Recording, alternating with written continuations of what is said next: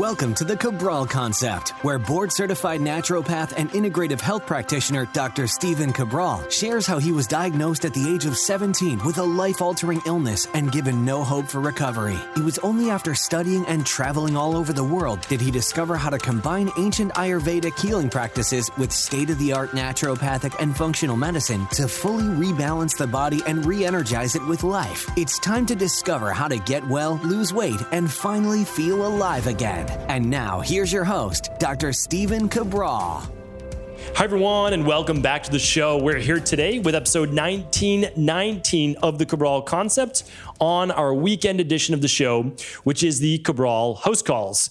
So always look forward, as I say, to checking out what the community has to say, what's going on, of course, with their health, with their overall wellness, weight loss challenges, anti-aging challenges, family in terms of children, what might be going on. So really anything goes in terms of overall mind, body health. Love being able to look at these questions and just give you really from over 2 decades of practice experience and working with hundreds of thousands of people inside of our practice, virtually and offline as well in Boston, Massachusetts, what I can say that we've seen in the past and what you may want to move towards in terms of testing or protocols, etc.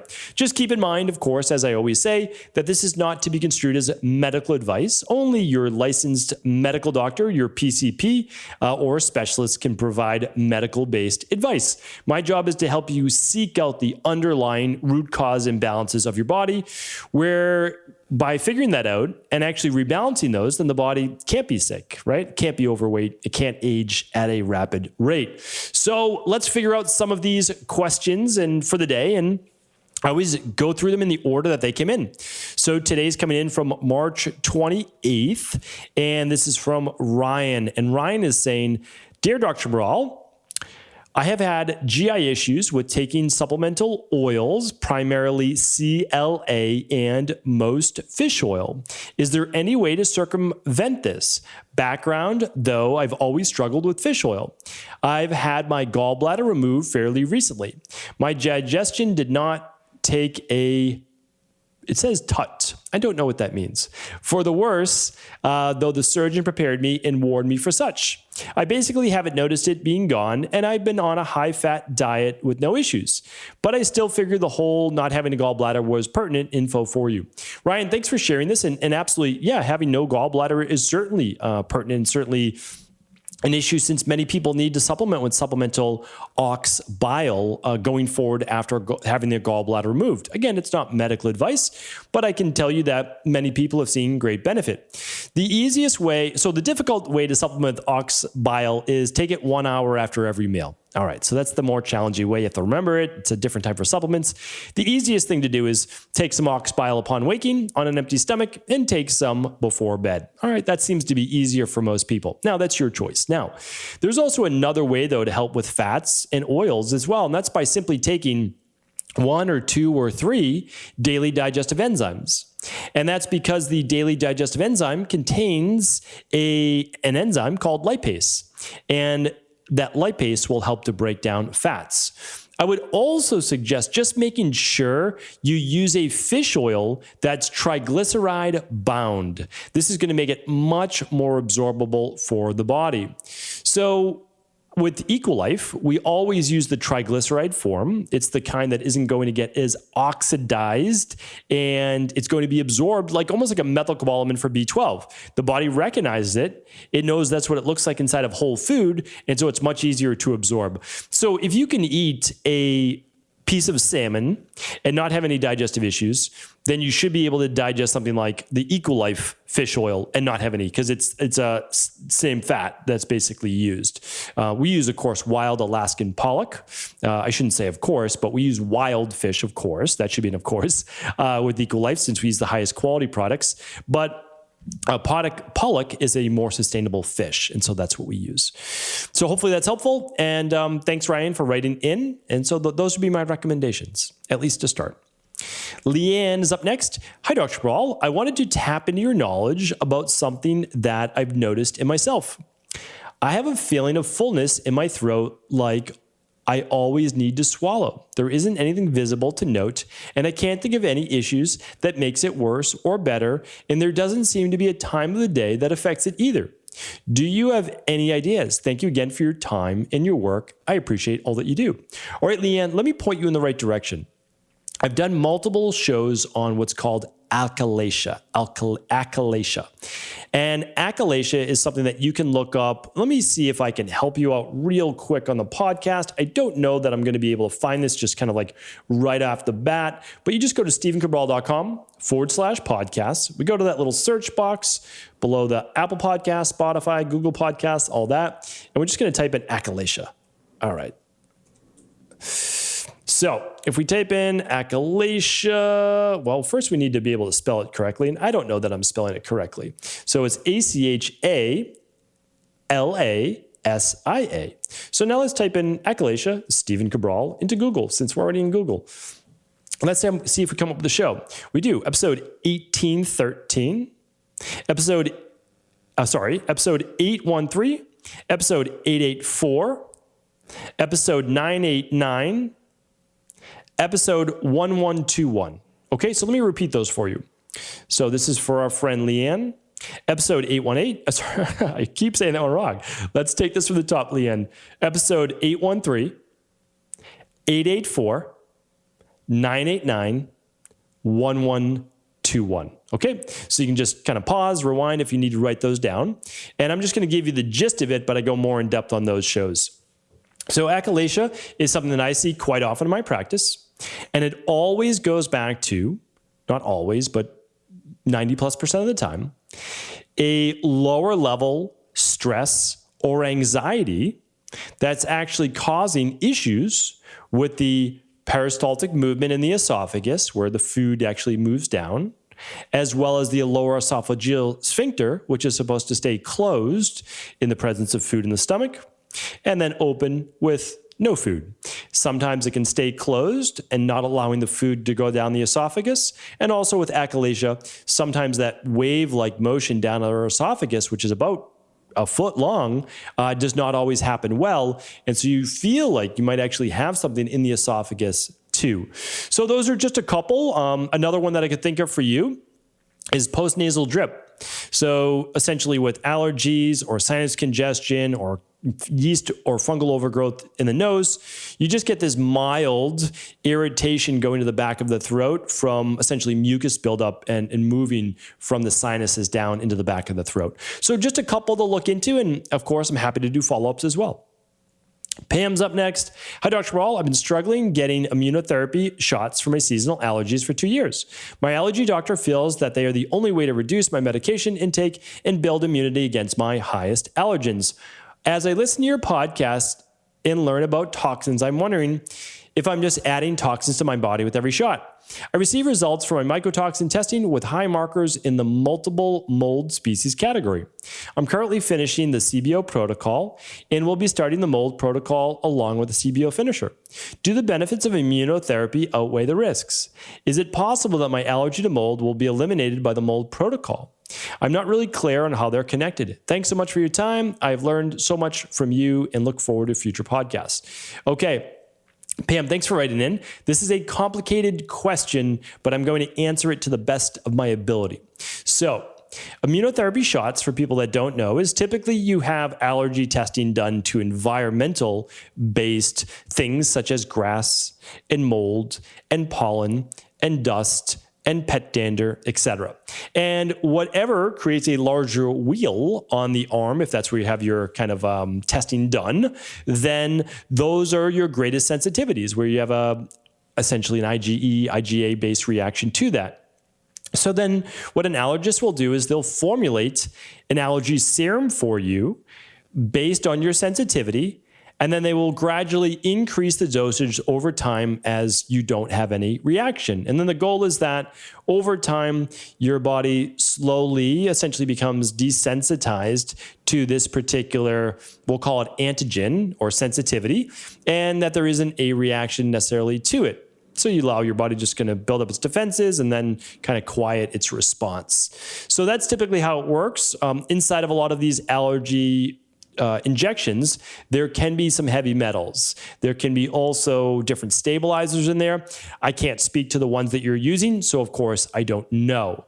There are, though, something that you may want to look into, which are sublingual allergy desensitization drops. Now, those are going to do the same thing, but they're taken sublingually, typically without the metals. You put them below.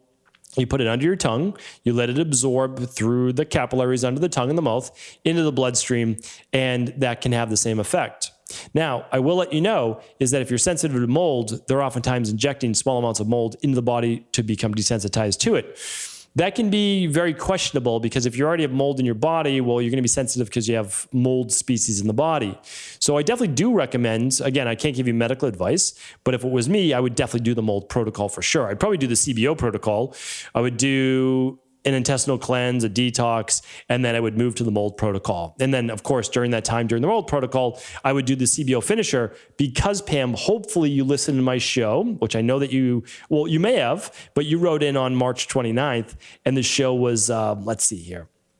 It was episode 1901, and it didn't come out until April 20th. The root cause of allergies begins and ends in the gut. So check that out show as well. All right. That was episode 1901. So Pam, hopefully that answers your question. Let's say my daughter's ever had really bad allergies. I'm not against the desensitization protocols. I would just make sure we fixed their gut, sealed their gut, just looked at overall sympathetic nervous system stress-based levels, just did a heavy metal detox if we needed to, mold protocol if we needed to, and then if there were still issues because of more of a genetic-based factor, then what I would do is I would do these sublingual drops, desensitization drops for my daughter. So that's my answer. And again, not medical advice, but it's what I would do. Okay. Andrew's up next. Hi, Dr. Cabral. Do you know of any safe and effective ways to treat yeast overgrowth while pregnant? Yeah, we get this question quite a bit. So you know my thoughts on supplementation during pregnancy. Very conservative. I'm very, very conservative in that way because my number one goal is always do no harm, right? A true health practitioner, their main goal is do no harm, which is why I find it hilarious that in conventional medicine, they kind of stole that from the forefathers of natural medicine. And that's the oath that they do because you can't actually practice giving all of these pharmaceuticals and say do no harm. Like that's not the case. Now, do I believe in pharmaceuticals? I absolutely do. In acute-based circumstances and life-saving circumstances, 100%. I'm very happy that we have them. But, to give someone acid blockers instead of just for 2 weeks as what's stated by the companies, but you give it to them for a lifetime, well, that's certainly doing harm, right? So anyway, I have the same philosophy, and that's during pregnancy. A lot of herbs are just, you don't necessarily want to use them because herbs are medicine. Do you want to give medicine during pregnancy? Some of them can increase intrauterine contractions. So we just want to be more careful with herbs. Vitamins, minerals, all the amino acids, the omega-3s, all that the body needs. So we want to use those. We just don't want to go overboard, right? We don't want to go overboard on those. So for pregnancy, I always recommend the daily foundational protocol level 2. So that's what I recommend. So that's the daily nutritional support. That is the daily fruit and vegetable blend. That's totally optional if they want to get more fruits and veggies in there. That's the omega-3, which is certainly needed for neural tube based development. And then there's the daily probiotic support. So that's a really nice formula right there. And that's what I recommend. And then for pregnant women, at least during preconception and first trimester minimum, is to add on an extra 500 micrograms of methylfolate because you want to get your methylfolate, your folic acid, between 800 and 1,000 micrograms is typically what's recommended. And then during the last trimester, I definitely recommend iron. And iron is because most women are anemic, or at least functionally anemic, going into, let's say, after 30 weeks. And so that's what we do. That's what I've gotten really great results with. That's what my wife did. So that's what I recommend. That's what the science says is great. Now, typically, if you have yeast overgrowth, okay, what are we going to do? We're going to do the CBO protocol, right? So that's what we're going to do. But we don't do the CBO protocol while pregnant. And so what we may want to do for you, and again, if this was my wife asking this question, I would actually use something called the clean gut probiotic instead of the daily probiotic support. And the Clean Gut probiotic contains a special strain of a non-pathogenic yeast called Saccharomyces boulardii.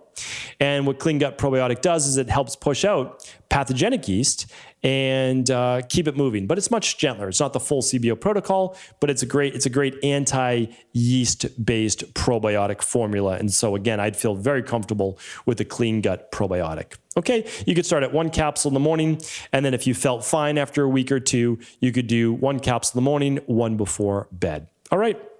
Great question. Haley's up next. Hi, Dr. Cabral. My questions today are about varicose veins and general circulation. I was wondering what an actual imbalance would there be to cause varicose veins or spider veins and general circulation issues like this seem to be happening? Also, do you have any recommendations on supplements or protocols or devices or services, acupuncture, massage, that could help with varicose veins? Last question. The muscles of my lower legs, ankles are used a lot throughout the day, and my calves run pretty tight. Is it possible tight muscles compress the veins, poor circulation? My background, I'm 31, professional dancer, teacher. Between work and spending time in nature with my dogs, I average 15 to 20,000 steps a day. Most of my work comes from tap dancing, which involves downward force. I average 12 to 15 hours a week of tap dancing. I've noticed varicose veins, some spider veins on my lower legs. My fingers and toes usually run pretty cold, but they're also clammy a lot of the time. Even my body is warm. Thank you. All right. A lot of great information here, and all of that is very, very helpful. So but Haley, what I would just want to say, and I want to say this for everybody, because you wrote in on, March 30th. And of course, I'm going to answer your question. Happy to do that. But if you go to StephenCabral.com, or even just Dr. Google, and you type in Stephen Cabral and varicose veins, you'll be able to find my previous shows in varicose veins. So if I just go to StephenCabral.com/podcast and type in, I'll just type in varicose. I'll put that in quotations, and let's see what comes up. All right. So 1324, 1317, 890, 484. All right. So I've got a bunch of shows for you to listen to: 484, 890, 1317, 1324. Now, I will also say, though, that, let me start with the easy first. Now, this is never the end-all, be-all. However, just make sure you're taking good fish oil, okay, omega-3s. Make sure you're taking something like Florafilm. I have a bottle right here. I've been talking a lot about this product lately, which is a good proteolytic enzyme-based formula. 2 in the morning, 2 before bed. Then Butcher's Broom is one, and is it Hawthorne?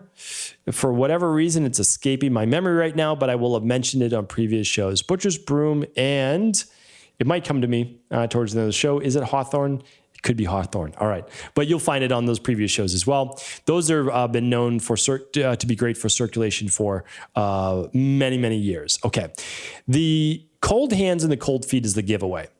So even though you're doing all these steps, which is great,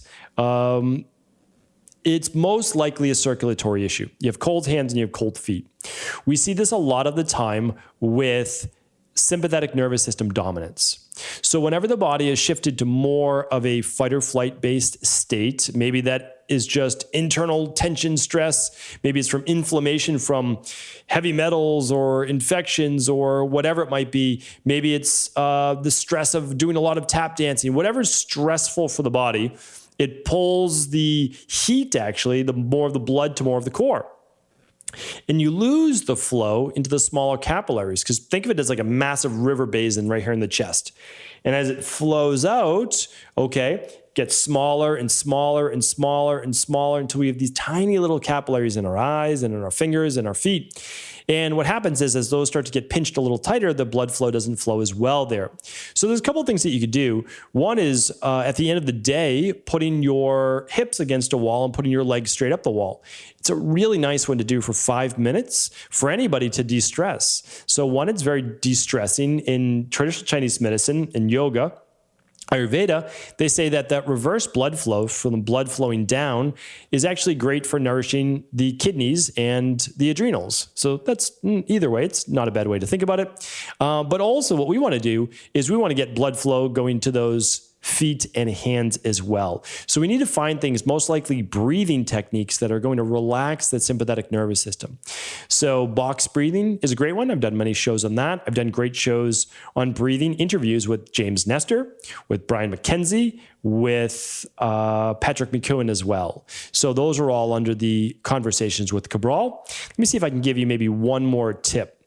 I would definitely foam roll your calves, and I would do ankle circles. So basically 12 in each direction, big circles with your big toe, and keeping your feet pointed down straight to open up some ankle mobility. And then you can do some foot pumps, which is just your ankle straight, and then your foot forward, toes up, toes forward, toes up, toes forward. And you do that about 15, 20 times just to manually pump the blood from the gastroc, which is the lower leg, back up so that the blood is not pooling in the veins, the varicose veins. Okay, so hopefully this was helpful to get started. And of course, like I said, many more shows in the past that I stated that you can check out on varicose veins as well. Thank you everyone for tuning in. Much appreciated. Of course, if any of the answers were helpful, please do feel free to share them with anyone you believe they could serve. And I'll be back tomorrow answering more of our community's questions. Have an amazing weekend. Thank you so much for tuning into the show. And before you go, I want to make sure that you know about this very special offer right now for Mother's Day. Of course, it doesn't have to be a Mother's Day gift, but one of the most popular offers that we had last year to our community was a big savings of $20 on our beauty bundle. And if you've not heard of our beauty bundle before, it is made up of our advanced collagen support, our full spectrum vitamin C, and our balanced zinc. These are items that are specifically used by the body in order to rejuvenate the skin and strengthen the hair, skin, and nails. So what's actually included with these is the advanced collagen support product, which is as easy as using one scoop of that in your daily smoothie or in your coffee, your tea, however you'd like to use it. It's almost flavorless. And it contains 3 patent ingredients that have been scientifically proven to improve your muscles, your joints, your skin, your nails, anything that uses collagen. As we age, we start to make less of it. So it's what supplements the body in order to strengthen all of those hair, skin, and nails in the body. Vitamin C is close to 1 gram of vitamin C per day in just 2 capsules. You can take 1 at breakfast and 1 at lunch, and it comes from both whole food, Ayurvedic-based foods, as well as functional medicine-based vitamin C. And that's close to 1 gram a day. So really great product. Love that product. And then balanced zinc, which balanced zinc is the perfect ratio of zinc to copper, and both of those are needed by the hair, skin, and nails. Not just zinc, but actually copper as well. So by keeping those in the proper ratio, we always make sure the body stays in more of an anabolic and a rejuvenating based state. So you get all 3 of these products, believe it or not, for just $79, which is $20 off the normal everyday price of $99. So in my opinion, definitely worth it for the typical $3 a day that it usually is, but now you're getting another $20 off per month. Really great supplement-based protocol to improve the overall hair, skin, nails, and begin to rejuvenate the body. So for this offer, head on over to equi.life while supplies last. Save $20 today. Take care.